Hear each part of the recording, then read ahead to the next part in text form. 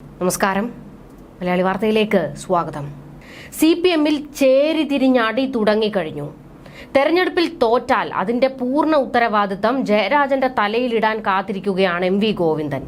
ആ പിടിപ്പുകേട് ഗോവിന്ദന്റെ തലയിൽ കെട്ടിവെക്കാൻ EP-യും.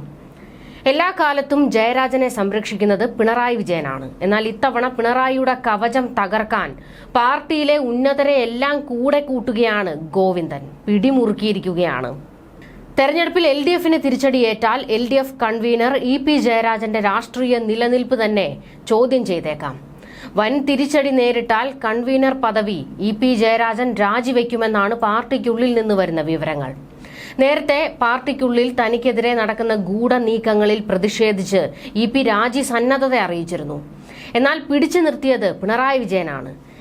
പിണറായി വിജയൻ ഉള്ളിടത്തോളം കാലം MV ഗോവിന്ദൻ കണക്കുകൂട്ടുന്നത് പോലെ EP-യെ അടിച്ചിരുത്താനും കഴിയില്ല. എന്നാൽ ഈ തെരഞ്ഞെടുപ്പിന്റെ റിസൾട്ട് വരുന്നതോടെ എങ്ങനെയും EP-യെ അടിച്ചൊതുക്കണം. അതിനാണ് ഗോവിന്ദൻ ശ്രമിക്കുന്നത്. EP-യും MV ഗോവിന്ദനുമായി തുടരുന്ന അഭിപ്രായ ഭിന്നത അങ്ങാടിപ്പാട്ടാണ്. പാർട്ടി സെക്രട്ടറി സ്ഥാനം ഗോവിന്ദൻ തട്ടിയെടുത്തതിൽ കലിയിളകി നിൽക്കുകയാണ് EP. ഗോവിന്ദൻ ഇനി നോട്ടമിട്ടിരിക്കുന്നത് മുഖ്യമന്ത്രി കസേരയാണ്. അത് കൃത്യമായി അറിയാവുന്ന പിണറായി അതിന് തടയിടാൻ ആയുധമായി വെച്ചിരിക്കുന്നത് EP ജയരാജനെയാണ്.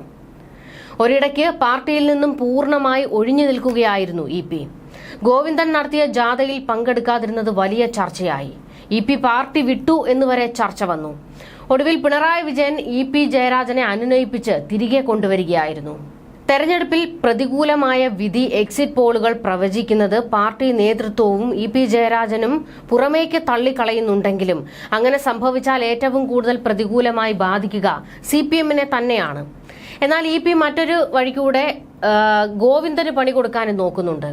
തെരഞ്ഞെടുപ്പ് പരാജയത്തിന്റെ ധാർമ്മിക ഉത്തരവാദിത്തം തന്റെ രാജിയിലൂടെ EP ജയരാജൻ ഏറ്റെടുത്താൽ മുഖ്യമന്ത്രി പിണറായി വിജയനെയും പാർട്ടി സംസ്ഥാന സെക്രട്ടറി MV ഗോവിന്ദനുമെതിരെ പാർട്ടിക്കുള്ളിൽ ചോദ്യമുനകൾ ഉയരും. ഇത്തരമൊരു സാഹചര്യം സൃഷ്ടിക്കുക എന്ന രാഷ്ട്രീയ തന്ത്രമാണ് EP ജയരാജൻ സ്വീകരിക്കാൻ സാധ്യതയുള്ളത്. വരുന്ന തദ്ദേശ സ്വയംഭരണ സ്ഥാപന തെരഞ്ഞെടുപ്പിന് മുൻപായി പുതിയൊരു LDF കൺവീനറെ നിയോഗിക്കുക എന്നത് CPM-ന് അത്ര എളുപ്പവുമായിരിക്കില്ല. മാത്രമല്ല EP BJP-യോട് അടുക്കാൻ സാധ്യത കൂടുതലാണ്. അങ്ങനെ വന്നാൽ അത് ഗോവിന്ദന്റെ തലയിലിരിക്കും. CPM നേതാക്കൾ BJP-യിലേക്ക് പാലം വലിക്കുന്നത് പാർട്ടി സെക്രട്ടറിയുടെ കഴിവുകേടായി വ്യാഖ്യാനിക്കപ്പെടും. ലോക്സഭാ തെരഞ്ഞെടുപ്പിന് മുൻപ് LDF-നെ പ്രതിസന്ധിയിലാക്കിയ കൺവീനറാണ് EP ജയരാജൻ. ദല്ലാൽ നന്ദകുമാറുമായുള്ള EP-യുടെ വഴിവിട്ട ബന്ധം മുഖ്യമന്ത്രി അടക്കം തള്ളിപ്പറഞ്ഞിരുന്നു.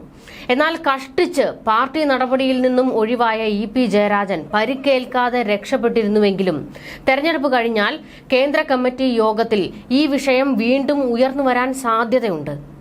പാർട്ടി നടപടി ഉണ്ടാകുമെന്ന സൂചന നിലനിൽക്കവേ സജീവ രാഷ്ട്രീയത്തിൽ നിന്നും പിന്തിരിയാനാണ് EP ജയരാജൻ കരുക്കൾ നീക്കുന്നത്.